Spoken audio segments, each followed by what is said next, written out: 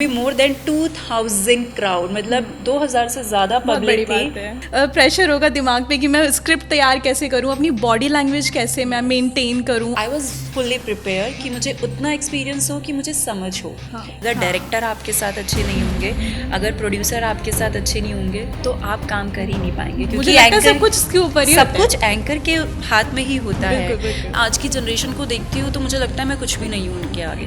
घर छोड़ कर जा रहे हैं, वो भटक रहे हैं, उससे बेटर है कि आप अपने बच्चों को एक चांस दे दें। उतना बड़ा एक्टर नहीं बन पाता, उतना बड़ा स्टारडम नहीं मिल पाता है, क्योंकि सलमान खान, शाहरुख खान तो एक ही रहेंगे ना। so, मैं नाम नहीं ले सकती हूँ, काफ़ी प्रोडक्शन से मुझे ऑफर आए थे, बट आई सेड कि नो। ज़्यादा बोल दूँगी तो शायद बॉम्बे वाले मुझे बोलेंगे 90% लोग फेक हैं। वो जो एक्टर्स होते हैं वो वन टेक में जो करते हैं, जो थिएटर्स जो होता है वन टेक में बहुत बड़ी बात होती है।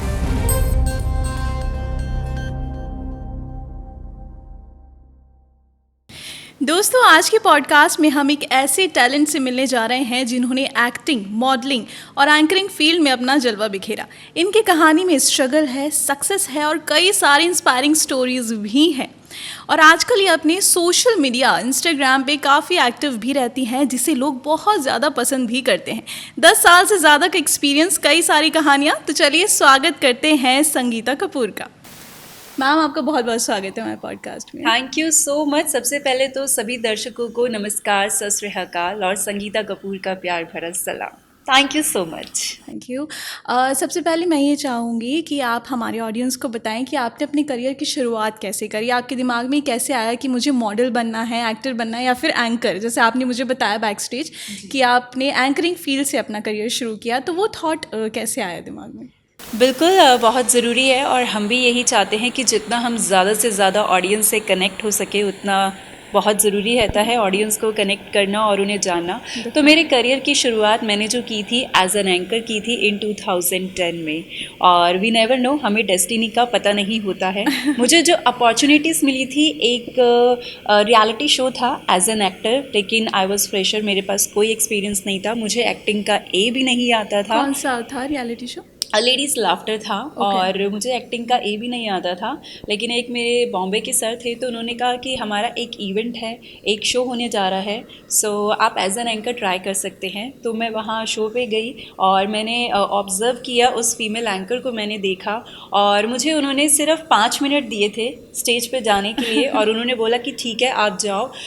आई वॉज सो नर्वस, क्योंकि पहला एक्सपीरियंस आप शुरुआत करने जा रहे हो, वो भी मोर देन 2000 क्राउड, मतलब 2000 से ज़्यादा पब्लिक थी। बहुत बड़ी बात थी और बहुत बड़ा प्लेटफॉर्म था।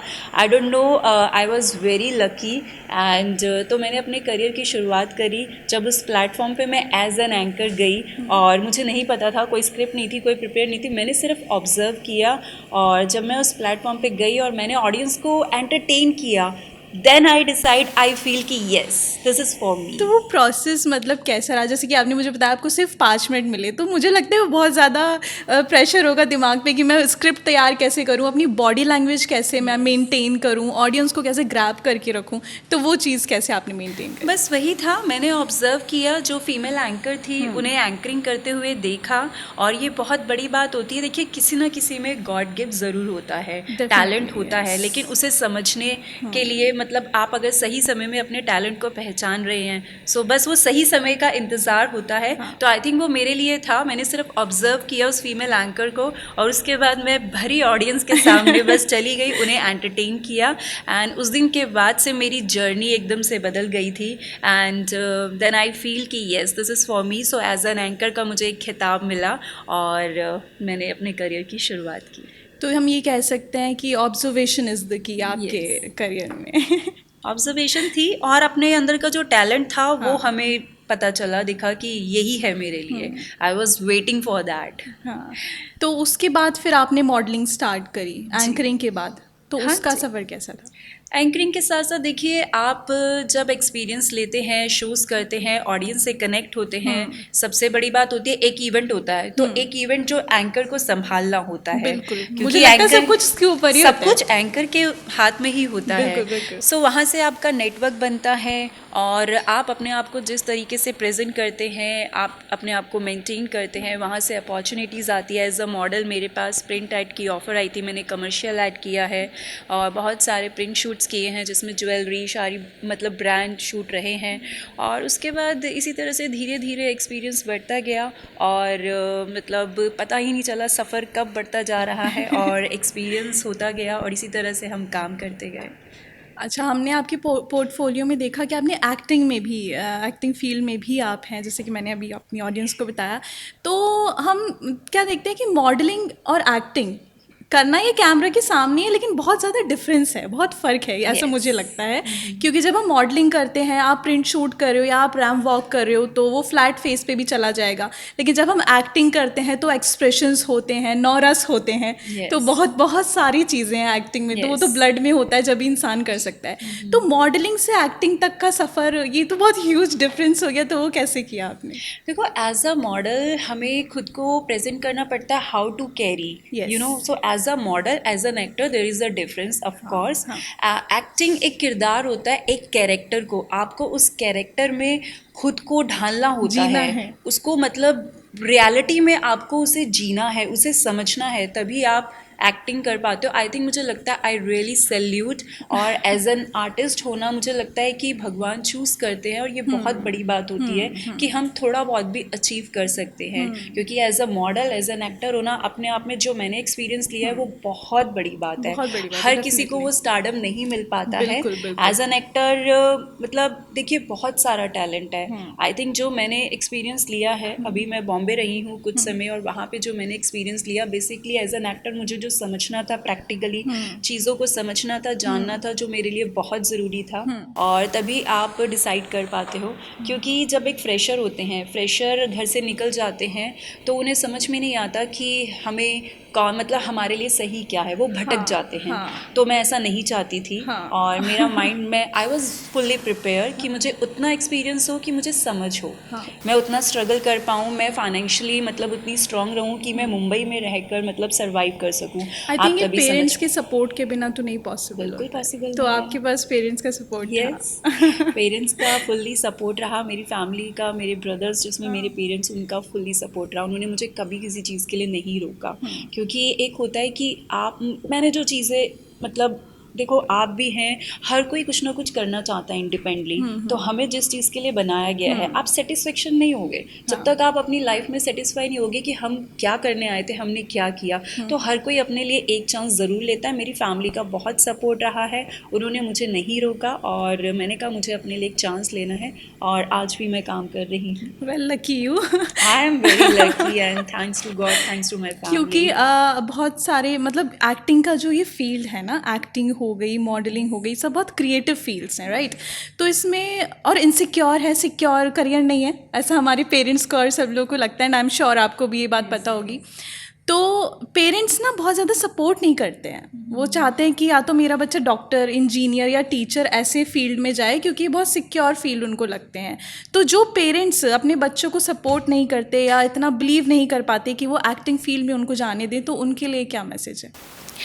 देखो, सपोर्ट की बात अगर रही, मुझे लगता है कि जिन्हें जो करना है, आज की जो जनरेशन है वो हमसे ज़्यादा पैशनेट है। आई थिंक मुझे लगता है, मैं आज की जनरेशन को देखती हूँ तो मुझे लगता है मैं कुछ भी नहीं हूँ उनके आगे। सीरियसली, शायद हमें थोड़ा सा और मौका मिलता, या हम थोड़ा सा और पहले मतलब अपने आप को प्रेजेंट कर पाते, थोड़ा सा और टाइम दे पाते, तो आज की जनरेशन तो बहुत ही मतलब एक्टिव है, इंटेलिजेंट है, और बहुत ही टैलेंटेड है। सो आई थिंक मुझे लगता है जिन्हें जो करना है वो करना ही है। सो बेटर रहता है कि पेरेंट्स भी उस चीज़ को समझे और एक बार अपने बच्चों को चांस दे। और सिक्योर की बात रही, आई थिंक आप जो देख रहे हो आज की जनरेशन, हम तो फिर भी थोड़ा सा, हम मतलब मैं जिस जनरेशन की रही हूँ बेसिकली, तो मैं जिस जनरेशन की रही हूँ, तो हम लोग थोड़ा फिर भी संभलते हुए एक एज अ फैमिली के लिए सोचते हुए। लेकिन आज की जनरेशन बहुत ज़्यादा एडवांस है, तो उन्हें जो करना है वो करके ही रहेंगे। बात सिक्योर को तो we never know about the destiny, है ना, फ्यूचर में डेफिनेटली क्या होना है क्या नहीं होना है। सो आई थिंक मुझे लगता है जिसको जो करना है, अपनी लाइफ की एक सेटिस्फेक्शन होती है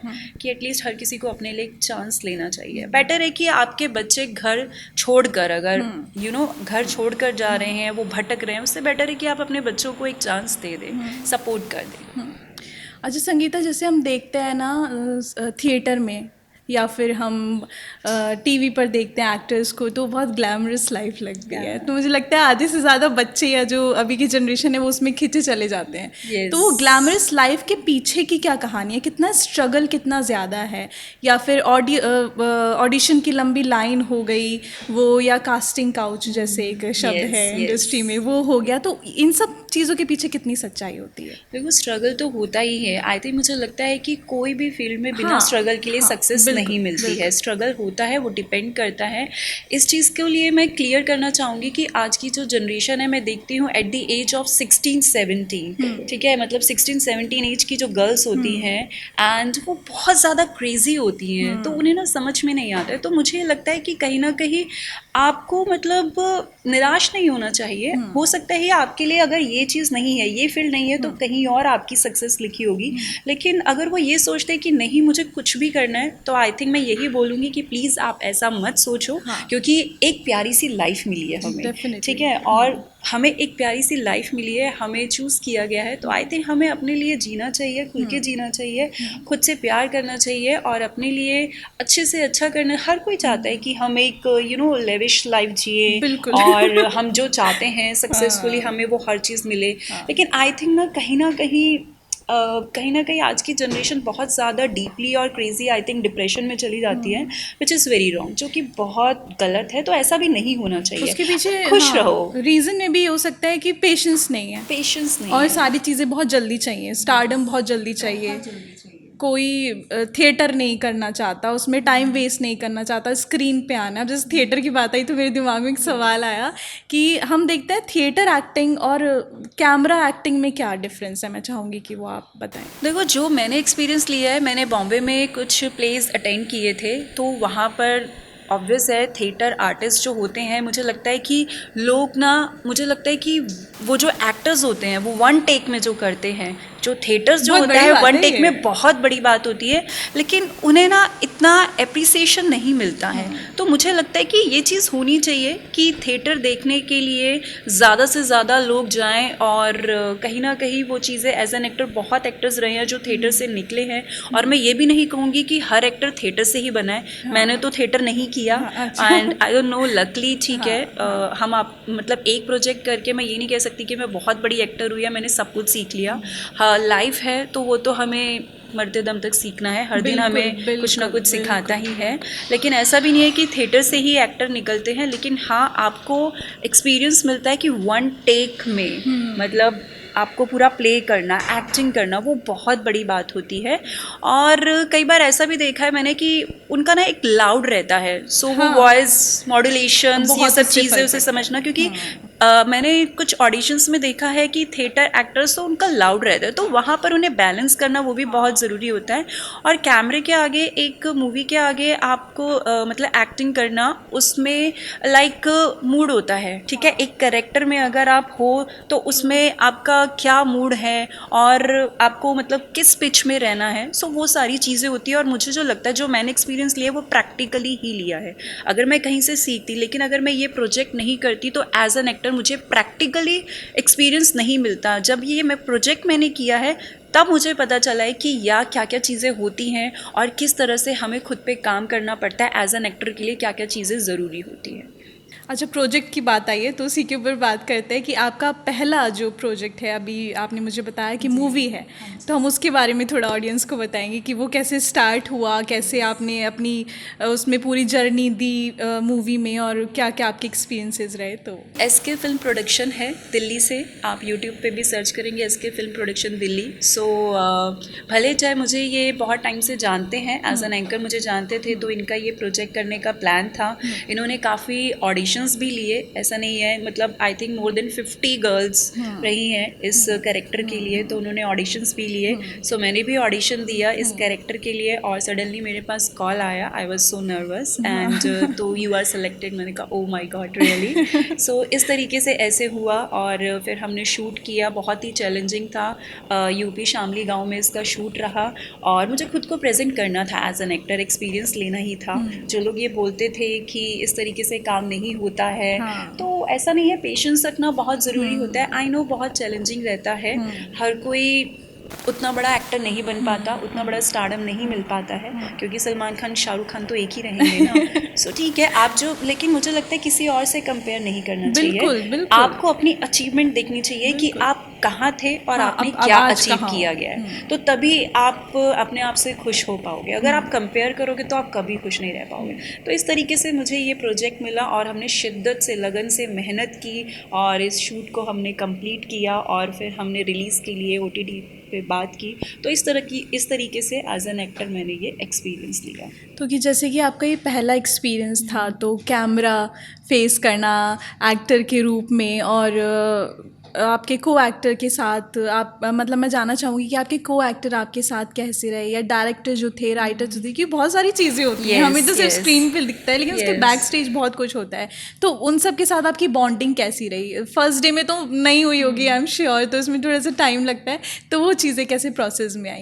ये आपने जो, बिहेवियर लोगों का यस, कैसा था? ये सवाल जो आपने पूछा ये बहुत सही है और ये सभी के लिए जानना बहुत ज़रूरी है, क्योंकि टीम वर्क, आप कितने भी अच्छे एक्टर क्यों नहीं होंगे, आप अपनी अच्छी परफॉर्मेंस देंगे, लेकिन आपका मतलब जो टीम कोऑर्डिनेशन, अगर डायरेक्टर आपके साथ अच्छे नहीं होंगे, अगर प्रोड्यूसर आपके साथ अच्छे नहीं होंगे, तो आप काम कर ही नहीं पाएंगे। क्योंकि बॉम्बे में मैंने ये देखा है, सॉरी लेकिन जो सच है वो सच है कि कुछ चीज़ें कहीं ना कहीं पार्शियलिटी होती है और कई नए एक्टर्स अच्छा काम कर रहे होते हैं लेकिन उन्हें बहुत डीमोटिवेट किया जाता है। मैंने ये खुद एक्सपीरियंस लिया है। एंड तो यहाँ पर मेरे लिए बहुत अच्छी बात थी कि जो डायरेक्टर रोशन राज जी जो डायरेक्टर रहे और सलीम खान जी जो प्रोड्यूसर रहे, वो बहुत सपोर्टिव थे रियली, और इतने सपोर्टिव थे शायद इसीलिए मैं काम कर पाई। और मैंने सिर्फ उनसे पूछा कि मेरा पहला प्रोजेक्ट है तो आप मुझे कुछ टिप्स दो, क्योंकि एज एन एक्टर हमें एक्सप्रेशन पे काम करना पड़ता है, एक्सप्रेशन बहुत ज़रूरी होते हैं। तो मैंने भी सीखा है, ऐसा नहीं कहूँगी कि मैंने इस प्रोजेक्ट से कि सब कुछ मतलब परफेक्ट नहीं किया, ऑब्वियसली बात है, क्योंकि आगे मैं चाहूँगी कि इससे और अच्छा काम करे और जितना अच्छे से अच्छा इम्प्रूव कर सके। तो उन्होंने मुझे एक बात बोली थी कि आप नेचुरल रहना इस कैरेक्टर के लिए, क्योंकि ये रियल बेस्ड स्टोरी थी और रियल लाइफ में एक CBI ऑफिसर ने सेक्रीफाइस किया था। तो उन्होंने मुझे ये बोला कि सिर्फ आपको नेचुरल रहना है। तो मैंने मतलब उन्होंने जैसा मुझे समझाया सिखाया मैंने उसको फॉलो किया और उसी को मतलब माइंड में रखते हुए ये परफॉर्मेंस मैंने दी। तो ये टीम वर्क बहुत ज़रूरी होता है, डेफिनेटली बहुत ज़रूरी होता है। विदाउट टीम वर्क कोई भी एक्टर काम ही नहीं कर पाएगा, क्योंकि आपको उसे कंफर्टेबल करना पड़ेगा, आपको उसे सपोर्ट करना पड़ेगा, आपको उसे मोटिवेट करना पड़ेगा, तभी वो उसकी परफॉर्मेंस अच्छी हो पाती है। तो ऐसा आपकी लाइफ में क्या रूल है जिसे आप हमेशा फॉलो करती हो?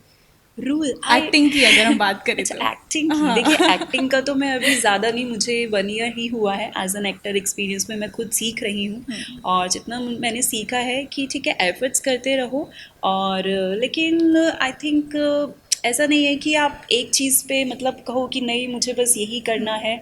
वी नेवर नो कि आप एफर्ट्स करो और आप इसी फील्ड में हो, किसी और डायरेक्शंस में कहाँ से आपको सक्सेस मिल जाए, लेकिन ये पैशनेट है तो हमने इस पैशनेट को इस मतलब फील्ड में अपने आप को उतारा है। और आप एफर्ट्स करते रहो, हार्डवर्क करते रहो और पेशेंस रखो और बिलीव रखो, दैट्स इट, और कुछ नहीं। तो इस फील्ड में एक्टिंग या मॉडलिंग कह लो या फिर एंकरिंग कह लो, इस फील्ड में लक ज़्यादा होता है या फिर आप हार्ड वर्क को ज़्यादा? ऑफ कोर्स लक होता है, समय बहुत, ये चीज़ें मैं सीख रही हूँ। मैं अब इस एज में आई हूँ, इस मैच्योर एज में आई हूँ। लक भी ज़रूरी होता है, मेहनत तो देखो हर काम में होती है। हर किसी को कुछ ना कुछ बनाया गया है। एक ऑटो चलाने वाले भी मेहनत करते हैं, क्योंकि वो सोचते हैं कि हम ज़्यादा से ज़्यादा मेहनत करेंगे तो ज़्यादा से ज़्यादा पैसे कमा पाएंगे। तो हर फील्ड में हर काम में मेहनत होती है और लक भी होता है। इसलिए मैंने कहा कि ठीक है मैंने ये कोशिश की, लेकिन मेरे माइंड में ये था कि मतलब ऐसा नहीं है कि मुझे खुद को मतलब खुद को बर्बाद नहीं करना है। अगर मेरे लिए इसमें अच्छा होता है, मुझे एक्सपीरियंस मिला, मैंने देखा कि मेरे लिए अच्छा है, आगे इन फ्यूचर के लिए डेफिनेटली मेरे लाइनअप है प्रोजेक्ट्स अपकमिंग। लेकिन साथ साथ हमें अपने फ्यूचर को सिक्योर करने के लिए और भी चीज़ें हमें करनी पड़ती है। तो आपको एक फ्यूचर सिक्योर के लिए या तो आप शादी कर सकते हो या तो आप बिजनेस कर सकते हो। सो सिर्फ हम इस चीज़ पे भी डिपेंड नहीं रह सकते हैं कि तो आप मतलब एक अगर आप चीज़ के लिए एक्टर, मॉडल या एंकर नहीं होते तो फिर आप बिजनेस करते? बिजनेस, मैंने बिजनेस भी किया है। मतलब एक बैकअप प्लान मेरी था। फैमिली बैकग्राउंड बिजनेस रही है, तो मैंने बिजनेस भी किया है, तो मेरा बैकग्राउंड बिजनेस ही है। सो फ्यूचर सिक्योर करने के लिए वो बहुत ज़रूरी है। देखो हर कोई चाहता है, ऑफ कोर्स मैं चाहूँगी कि जिस तरीके से अभी हमारा प्रोडक्शन का प्लान है, मैं काफ़ी प्रोडक्शन प्रोडक्शन के साथ भी जुड़ी हूँ और आगे हम काफ़ी अपकमिंग प्रोजेक्ट्स भी कर रहे हैं। डेफिनेटली मेरी शिद्दत से एफर्ट्स ज़रूर रहेगी, लेकिन ठीक है, जो आपको मिल रहा है आप एफर्ट्स करो, लेकिन निराश मत हो। सो खुश रहो बस, हैप्पीली, पॉजिटिवली। सबसे ज़रूरी होता है पेशेंस और पॉजिटिव, खुद को पॉजिटिव रखो, जो होगा अच्छा होगा, दैट्स इट। अच्छा, जैसे आपका ये फर्स्ट प्रोजेक्ट था, पहली बार सब कुछ आपने फेस किया, तो इस प्रोजेक्ट में कहीं आपको लगा कि आपको कास्टिंग काउच फेस करना पड़ रहा है, या इनडायरेक्ट वे में आपको किसी ने कुछ ऐसा बोला हो, या इस प्रोजेक्ट में भी नहीं, कहीं और मॉडलिंग में भी क्योंकि ऐसा होता है, तो कभी ऐसा कोई फेस सामने आया है? सबके लिए होता है ये, तो आई थिंक मुझे लगता है कॉमन सी बात है। देखो इस प्रोजेक्ट में तो नहीं हुआ, लकली मेरी खुद के अपने लोग थे, टीम थी, लेकिन हाँ डेफिनेटली बहुत से ऐसे प्रोजेक्ट रहे हैं जो मैंने इस वजह से छोड़े हैं, क्योंकि ये कास्टिंग काउच कॉम्प्रोमाइज़ ज़रूर आता है, कोई नहीं रहता। लेकिन मैं लड़कियों को स्पेशली ये कहना चाहूँगी, सिर्फ कॉम्प्रोमाइज़ से काम नहीं होता है। सो आप कॉम्प्रोमाइज़ से आपको एक प्रोजेक्ट मिल जाएगा, उसके बाद क्या? तो अब ठीक है, अब मुझे समझ में नहीं आता, मैं चाहती हूँ दिल से कि ये मैसेज सभी तक पहुँचे, हमारे जितने भी यंगस्टर्स हैं और बहुत ही टैलेंटेड हैं लड़कियाँ, स्पेशली एज अ गर्ल अगर मैं बात करूँ तो वो भटक जाती हैं, और सिर्फ कॉम्प्रोमाइज़ से काम नहीं मिलता, आपका टैलेंट मैटर करता है। सो कॉम्प्रोमाइज़ के चक्कर में ना ही पड़े तो ज़्यादा अच्छा है। लकली मैंने अभी तक ऐसा कोई काम नहीं किया है, क्योंकि मैं उस पर बिलीव नहीं करती। सो मैंने जो भी काम किया है अपनी मेहनत से किया है और पेशेंस रखते हुए किया है, भले कम काम करो, लेकिन मुझे नहीं लगता कि सिर्फ और सिर्फ कॉम्प्रोमाइज़ से आपको सक्सेस मिलेगी, नाम मिलेगा, नो, नॉट एट ऑल, भूल जाओ आप। तो वो चीज़ मैंने भी फेस की है। मेरे पास बहुत बड़े बड़े, मैं नाम नहीं ले सकती हूँ, काफ़ी प्रोडक्शन से मुझे ऑफ़र आए थे, बट आई सेड कि नो, अगर मुझ में इतनी काबिलियत होगी कि मैं अच्छा काम कर पाऊँगी और वो ऑडियंस तक पहुँचेगा, पब्लिक तक पहुँचेगा, जो देखेंगे, मैं चाहती हूँ कि मैं प्रैक्टिकली काम करके, अगर मेरे अंदर इतनी काबिलियत है, मैं खुद को उस लायक बनाऊँ, ताकि सामने से मुझे मतलब ऑफ़र आए कि हाँ, हम आपको अपने प्रोजेक्ट में या अपने साथ प्रोडक्शन में जोड़ना चाहते हैं। तो मैं उस चीज़ के लिए ज़्यादा बिलीव करती हूँ और प्रेफर करूँगी। अच्छा, जितने जैसे भी न्यू कमर्स हैं जो यहाँ से दिल्ली से मुंबई जाते हैं, बहुत अर्ली अपनी एज में होते हैं, इस स्टेज में होते हैं एक्टिंग में, या फिर थिएटर करके सीधे चाहते हैं कि अब तो हम सीधे मुंबई जाएंगे, स्ट्रगल करेंगे और देन एक्टर बन जाएंगे, तो उन लोगों के लिए क्या है कि जैसे सबसे पहले अगर कोई बंदा मुंबई पहुँचता है तो उसको सबसे पहले स्टेप क्या करना है, वो कहाँ जाए, कौन से प्रोडक्शन हाउसेस से मिले, किससे बात करे, क्योंकि मुझे लगता है कि वो दुनिया बहुत अलग है, वहाँ की दुनिया बहुत ज़्यादा फास्ट है, अलग है, और स्ट्रगल बहुत ज़्यादा है, तो वो किन लोगों से कांटेक्ट करें या कहाँ पे वो जाएं, अपनी जर्नी कैसे वो शुरू करें? देखो सबसे पहले तो अगर आप मुंबई में जा रहे हो, आपको सरवाइव करने के लिए, वहाँ पर रहने के लिए आपको सबसे पहले आई थिंक 1 ईयर मिनिमम, 1 साल तो आपको रहना ही पड़ेगा, पेशेंस रखने पड़ेंगे। ये तो मतलब 1 साल तो जस्ट मैं नॉर्मली बोल रही हूँ, मिनिमम ज़्यादा समय भी लग सकता है अगर आप पेशेंसली रह सकते हैं, क्योंकि अगर आप सरवाइव कर सकते हैं तभी आप मुंबई जाएँ। और प्रोडक्शंस काफ़ी हैं, मैं एक पर्टिकुलर एक किसी का नाम नहीं ले सकती, सारे फेक भी होंगे। हाँ, मतलब ऑब्वियस है, मतलब क्या बोलूँ अब मैं, अगर मैं कुछ ज़्यादा बोल दूँगी तो शायद बॉम्बे वाले मुझे बोलेंगे 90% लोग फेक हैं। देखो मैं कभी किसी शहर को कंपेयर नहीं करती हूँ, क्योंकि एज एन आर्टिस्ट मैं हर शहर को अपना बनाती हूँ, चाहे दिल्ली हो चाहे मुंबई हो, हर तरह के लोग हर शहर में होते हैं। भले चाहे मेरा होम टाउन दिल्ली है, दिल्ली में भी हर तरह के लोग मिलेंगे, बुरे भी मिलेंगे, अच्छे भी मिलेंगे। So as well as Mumbai में भी यही है कि आपको अच्छे लोग, जेन्युइनली लोग भी मिलेंगे, जो मुझे मिले हैं, जिनके साथ मैं कनेक्ट हुई हूँ। 95% प्लस 95% आपको फेक ही मिलेंगे, और अभी बहुत ज़्यादा हो गया है। तो आई थिंक लेकिन आजकल की जनरेशन के लिए प्लस पॉइंट ये है कि सोशल मीडिया पे काफ़ी प्रोडक्शन से आप कनेक्ट हो सकते हैं, जो कास्टिंग वाले अच्छे कास्टिंग वाले हैं, तो ऐसा नहीं है, वहाँ पर आप कनेक्ट हो सकते हैं। तो सही प्लेटफॉर्म मिलना, वही बात है कि सही प्लेटफॉर्म मिलना और सही लोगों तक पहुँचना इतना ईजिली नहीं होता है। सबसे पहले आपको नेटवर्क बनाना पड़ता है, और उस नेटवर्क में आपको हर तरह के लोग मिलेंगे, आपको मिलना ही पड़ेगा, क्योंकि सही अब आप अपनी लाइफ में बिल्कुल एक सीधे मतलब रास्ते पे चल रहे हैं, तो वो क्या सिखाएगी? अब रास्ता ऐसा होगा तभी आप सीखेंगे ना। यस, तो वही लोग आपको सिखाएंगे। अगर आप समझदार हैं तो अच्छी बात है। तो मतलब अच्छे प्लेटफॉर्म तक पहुंचने के लिए नेटवर्क बहुत ज़रूरी होता है, उसके लिए पेशेंस बहुत ज़रूरी है। सो पेशेंस रखना बहुत ज़रूरी है। अच्छा, मैंने ऐसा सुना है, मुझे नहीं पता इसमें क्या सच है क्या नहीं, कि जब आप जाते हो किसी भी आर्टिस्ट के पास या स्टूडियो में में या ऑडिशन देने व्हाटएवर, तो उसमें एक आर्टिस्ट कार्ड होना बहुत ज़रूरी है, या फिर लोग इंस्टाग्राम पे भी बहुत ज़्यादा आपको ऐसे रिक्वेस्ट भेजते हैं कि आप आर्टिस्ट कार्ड बनवा लो 200 रुपये में और 500 रुपये में, तो बहुत सारे बच्चे उसके बहकावे में आके पेमेंट भी कर देते हैं और वो वैलिड नहीं होता कार्ड। तो वो कहाँ से, उसका प्रोसेस क्या है? देखो ये बच्चे क्या, ये तो एक्सपीरियंस लोग भी मेरे साथ भी हुआ है। मैंने बॉम्बे में ऐसे लाखों रुपए मेरे चले गए हैं। जो बात है वो बात है। किसी ने मुझे ब्रांड का नाम लिया था, मैं नाम नहीं लूँगी। तो बहुत से ऐसे लोग हैं स्पेशली कार्ड को लेकर बहुत, क्योंकि जो नए आर्टिस्ट जाते हैं तो उनको सबसे पहले वो कार्ड को लेकर ही पूछते हैं और कार्ड को लेकर ही वो फेक होते हैं, सिर्फ पैसे हड़पने के लिए और पैसे खाने के लिए। सो ऐसा मत करना। अगर आपको कार्ड बनवाना है तो सिंटा से बनवाइए, ऑनलाइन बनवाइए। और एक चीज़ और मैं ऐड करना चाहूँगी, क्योंकि एज एन आर्टिस्ट जो मैंने एक्सपीरियंस लिया, इसीलिए मैं उन प्रोडक्शन के साथ अभी टाई अप कर रही हूँ और हम एक ऐसा प्लेटफॉर्म लेकर आ रहे हैं जहाँ पर एक्चुअली में टैलेंटेड लोगों को हम चांस देंगे। तो आप मेरे से कॉन्टैक्ट कर सकते हैं अगर किसी को एक्चुअली में लॉन्च होना है तो वो सही मायने से, क्योंकि मैं खुद चाहती हूँ कि परमात्मा मुझे उस लायक बनाए कि मैं एज अ प्रोड्यूसर आगे इन फ्यूचर के लिए उन बच्चों को चांस दे सकूं। तो अभी हम उसी चीज़ के लिए काम कर रहे हैं। हाउस है जी जी। तो वो किस नाम से है? मतलब मैं देखिए, चाहूंगी एक कि तो आप हमारा ये एसके फिल्म प्रोडक्शन दिल्ली जो हमने एक प्रोजेक्ट रिलीज किया है, एक ये है और एक दो मैं और जिनसे टाई अप हूँ, तो उन सबके साथ मिलके हम काम कर रहे हैं। और ये बहुत जल्दी हम एक बहुत बड़ा इवेंट करने जा रहे हैं जिसमें उन बच्चों को हम डिफरेंट स्टेट से सिलेक्ट करेंगे और उनको चांस देंगे। अच्छी अपॉर्चुनिटी है गाइस, तो यस, बिकॉज मैंने पर्सनली एक्सपीरियंस लिया है और मैं दिल से चाहती हूँ कि मैं जितना ज़्यादा से ज़्यादा कर सकूँ। मैं देखती हूँ कि कितना मतलब स्ट्रगल करते हैं और हम टैलेंटेड बच्चों को, और वहाँ पे कोई फीस भी नहीं है क्योंकि आजकल मुझे लगता है गर्ल्स के साथ ही ज़्यादा प्रॉब्लम यस। तो मैंने उन्हीं लोगों के साथ टाई अप किया है बिकॉज मैं वहाँ पर ही काम करना पसंद करूँगी जहाँ पे टैलेंट को अप्रिशिएट किया जाए और सही मायने में सही टैलेंटेड बच्चों को एक सही प्लेटफॉर्म दिया जाए।